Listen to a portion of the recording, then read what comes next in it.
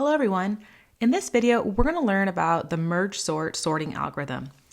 Merge sort is a fun sorting algorithm because it follows a divide and conquer approach, and it's also considered to be an efficient sorting algorithm because its big O time complexity is n log n. So let's get started by learning about what is a divide and conquer algorithm. So this is an algorithm that divides a problem into smaller sizes until the subproblems are straightforward to solve. And here's that key word here, divides, from the divide and conquer approach.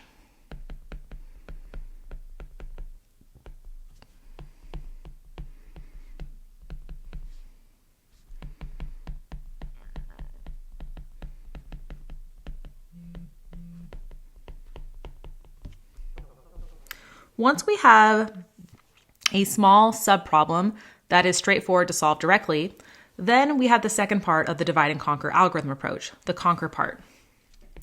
The algorithm then combines the subproblem solutions into a solution to the original problem.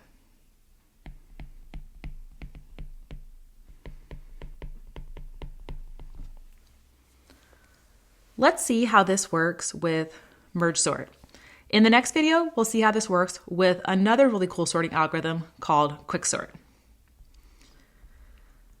So first, a high-level overview of how merge sort works. Right off the bat, in my description here, we see divide. Merge sort is going to divide an unsorted portion of a sequence in half until a half of the sequence is small enough that it's straightforward to solve, which will be when the sequence has 0 or 1 item. A sequence with 0 items or with 1 item is already in sorted order. So great, sorted. This is going to be a recursive algorithm. So on the way down, we're going to be doing this repeated halving split work. And then on the way back up, we're going to have these halves that are going to be sorted when we get all the way down to our final recursive calls. And then we're going to be merging these very small sequences in sorted order as we're popping off the call stack and working our way back up to the initial call. So that's the second part here. Merge the sorted halves into larger sorted sequences. And just kind of a little star here to keep in mind. Merge sort is going to do all of the work for sorting as the recursive calls are popping off the call stack. If you watch the next video where we're going to cover quicksort, we're going to see that quicksort is the opposite. Quicksort is going to do the sorting work on the way down the call stack as we're making recursive calls, not on the way back up when they're returning. So let's see a trace of merge sort in action. Here I have a sequence of 9 items. You can see across the top, I have their indexes 0 through 8, and then immediately below, I have the numbers in the sequence that we're going to sort. So make sure you have enough room to follow along because this trace is actually going to get quite large because we're going to be essentially drawing the recursive call tree as merge sort recursively divides this sequence in half until we get all the way down to a sequence that has only 1 item in it. So let's get started. First, I'm going to show you the code we're going to be tracing. You can see 2 functions here. The bottom one is called merge sort, and this is going to be the workhorse for our algorithm. It's going to be recursive. You can see on lines 67 and 68, we have 2 recursive calls. Before the 2 recursive calls, we have our divide step, where we calculate a midpoint in our sequence and divide our sequence into 2 halves, S1 and S2. Then the conquer part. We're going to pass each of these subsequences into a recursive call to merge sort. Once these recursive calls return, then we'll see on line 70 that a call to merge is going to happen, passing in the 2 subsequences and the original sequence. You can look on line 45 to see the definition for merge, and this is the true sorting work here, where we're merging the 2 subsequences back in the original list. All right, what I really want to draw your attention to here is the divide step, where we're calculating a midpoint to divide our data, our sequence, into 2 halves. So mid is simply going to be the number of items in the sequence, integer divided by 2. So I'm going to write that over here on the side. That way we have access to it. So initially, n is going to be 9. So mid is going to be 9 integer divide 2, which is 4. So 4 is going to be my dividing point between my two sequences. So if I do a slice from 0 up to, but not including 4, then I'm going to have a division point right here where S1, my first subsequence, will be the numbers 7, 4, 6, 9, and S2, my second subsequence, will be the numbers 10, 2, 5, 3, and 8. So let's do that division as part of our initial set of conquer calls. So 7, 4, 6, 9. And it could be helpful just to put the indexes above each item in our sequence. So now this is our sequence on our first recursive call that we'll be working with. So same as before, we're going to calculate mid. So n is now 4. 4 integer divide 2 is going to be 2.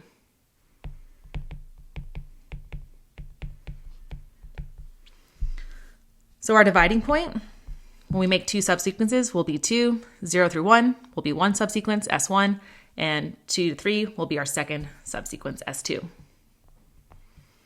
So I'm going to divide down again here. We have 7, 4. We'll stop recursing once we end up with a sequence that has less than 2 items in it. So we still have 2 items, so we're going to keep going. Mid will be n, which is 2, integer divide 2, which is 1. So here's our dividing point between our two subsequences. We'll take a look at S1 for our recursive call. Finally, we hit our recursion base case where we have a subsequence that has fewer than 2 items in it. So we can say that this very small subproblem of our original problem is now sorted. So we're done. So we'll essentially return from this recursive call, and now we'll go down the second recursive call where S2 is the singleton 4. So same thing here, we're done recursing. Now what happens is we return from the second recursive call and merge is called. And what merge is going to do is essentially make sequence S, which is currently this one, the 2-item sequence 7, 4, be overwritten with the items from S1 and S2 in sorted order. So essentially we're just going to keep track, moving from left to right in S1 and S2, and always just adding or overwriting in S the smaller value between the two S1 and S2 sequences. So what we'll have here, we'll be looking at 7 versus 4. Well, the 4 is smaller, so we'll put 4 into S, and then all we have left is 7. We'll put 7 into S. Nice. Before we can merge this now sorted subsequence 4, 7, we'll need to go down the right call tree for the recursive call for S2 up here. So remember how I said to leave yourself some room? You can see how at every single recursive call, if we haven't reached a base case, we're going to be recursing 2 more times. That makes our call tree kind of big, even for small sequences, like our 9-item sequence here. Okay, so we're looking at S2, 6, 9. Same as before, mid is going to be 1. 6, sorted. 9, sorted. Merge, 6, 9. Great. Now, both recursive calls for S1 and S2 at this juncture in our call tree have returned. We call merge. So with merge, we're essentially going to be overriding the 7, 4, 6, 9 with the items from 4, 7 and 6, 9, these two here, in sorted order. So between the 4 and the 6, the 4 is smaller.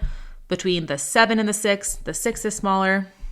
Between the 7 and the 9, the 7 is smaller. And between what's left, the 9, we have 9. Awesome. So now from our initial call, the first recursive call for S1 has returned. So now we're ready to do our second recursive call for S2. So this will be for the subsequence 10, 2, 5, 3, 8.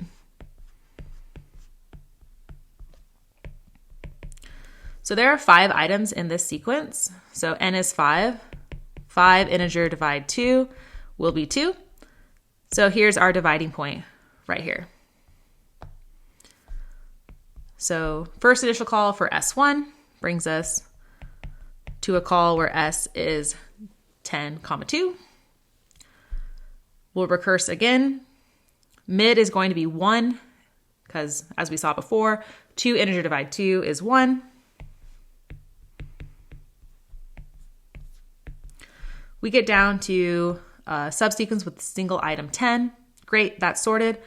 Backtrack, second call, single item 2. Great, that's sorted. And then we do a merge between the 10 and the 2. The 2 is smaller. Awesome. So now we're back up to this call here. We just returned from the first recursive call for S1. Now we're going to do a recursive call for S2, which is a little bit bigger. 5, 3, 8, n is 3. Mid will be 3 integer divide 2, which will be 1. So here's our dividing point here. S1 will be the singleton 5. Great, that's sorted. No more recursion down this branch in our call tree. Now we're looking at S2 being 3, 8. This has more than 2 items, so we're going to recurse. Mid will be 1, as we've seen earlier. You can see we're adding a level to our call tree here. Great. Now we're ready to merge the subsequence 3 and the subsequence 8. Now we're ready to merge the subsequence 5 and the subsequence 3, 8. So between the 5 and the 3 is smaller. Between the 5 and the 8, the 5 is smaller. And then we have 8 left. Now we're ready to merge these 2 subsequences together. Between the 2 and the 3, the 2 is smaller. Between the 10 and the 3 is smaller. Between the 10 and the 5 is smaller. Between the 10 and the 8 is smaller. And then we're left with the 10. Okay, I'm going to zoom out a little bit here. So now we're ready to merge this subsequence, S1, and this subsequence, S2, from our initial calls to recursive calls. So I'll do this work right here. So between the 4 and the 2 is smaller. Between the 4 and the 3 is smaller. Between the 4 and the 5 is smaller. Between the 6 and the 5 is smaller. Between the 6 and the 8 is smaller. Between the 7 and the 8, the 7 is smaller. Between the 9 and the 8 is smaller. Between the 9 and the 9 is smaller. And then we're left with 10. And here is our final sorted sequence. 2, 3, 4, 5, 6, 7, 8, 9, 10. Awesome. I'll zoom out here and you can see all of the divide and conquer work that we just did. Now, what's really cool about tracing merge sort in this way is it makes the big O worst case time complexity pretty obvious to compute. Here's why. If you're familiar with binary search, when we have a sorted sequence and we want to search for a target item in that sequence, we can take advantage of the fact that the sequence is sorted and repeatedly have our search space by squeezing down using a low, mid, and high index. We start low at 0, we start high at n-1, we start mid halfway in between, and we look and see, is the item we're looking for at mid? If not, then have the search space by either squeezing down to the left side if the item we're looking for is smaller than mid, or the right side if the item we're looking for is larger than mid. That repeated halving gives us a binary search time complexity of log n or logarithmic. So that's actually the exact same thing that we're doing here, is as we go down our call tree, we're repeatedly halving our sort space, and repeated halving is work represented by logarithmic time complexity. So essentially, what happens is the number of items in our sequence, log base 2 of n, will tell us how many levels we have in our call tree. Now we have to think about how much work is done at each level. Well, The main source of work comes from merging two subsequences into a single sorted sequence at each level. And that work is based on the size of the sequence, which is going to be n. So our time complexity for merge sort is O of n log base 2 of n. And this log base 2 of n part comes from the number of recursive call tree levels. How many times do we repeatedly have? And then this n right here comes from the merge work that's done at each level. So I hope you enjoyed this overview of merge sort. I'll wrap up the video by flipping back over to some code I have on GitHub in case you want to code this up and try it out on your own. It can be helpful to add print statements to this code so that you can see what is S at the top of each call to merge sort. And then perhaps after the merge work on line 70, seeing what S1, S2 were and what S now is. Definitely play around with the code and make sure that you understand it. You can also come up with different size sequences and different values in those sequences to test your knowledge of the algorithm by tracing through on pen and paper like we just did, and then checking your work with the code.